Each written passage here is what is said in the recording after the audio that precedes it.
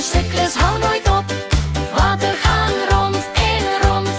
Tip, tip, trop. Jessica en Alexa se waterkringloopavontuur. Waarheen verdwyn die reën?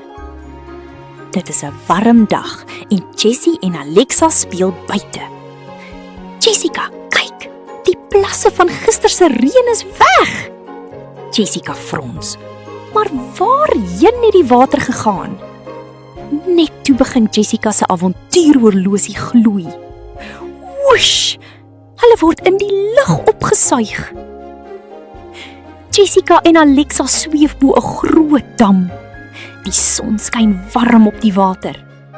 Alexa wys, kyk, die water styg op so stoom.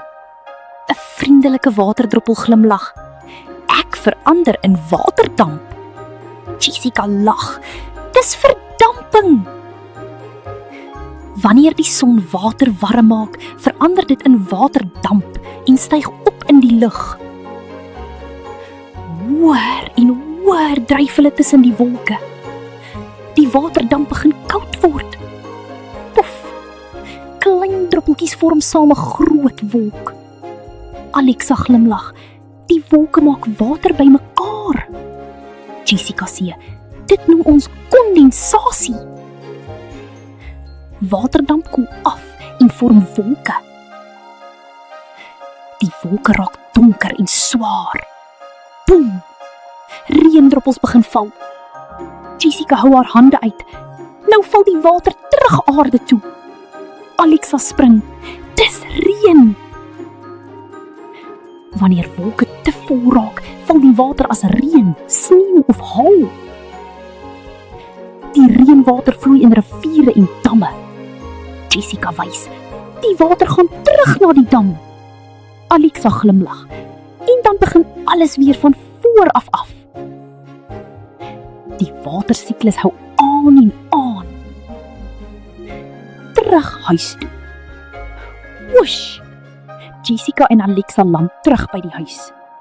Alexa kyk na die lug. Nou weet ons waar die reënwater gaan. Jessica glimlag. Die watersiklus is amazing. Onthou om te onthou. Verdamping, water styg op. Kondensasie, wolke vorm. Neerslag, reënval.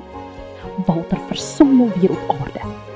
Die watersiklus hou die aarde se water aan beweeg. Som maak water lig en warm. Dit noem ons verdamping.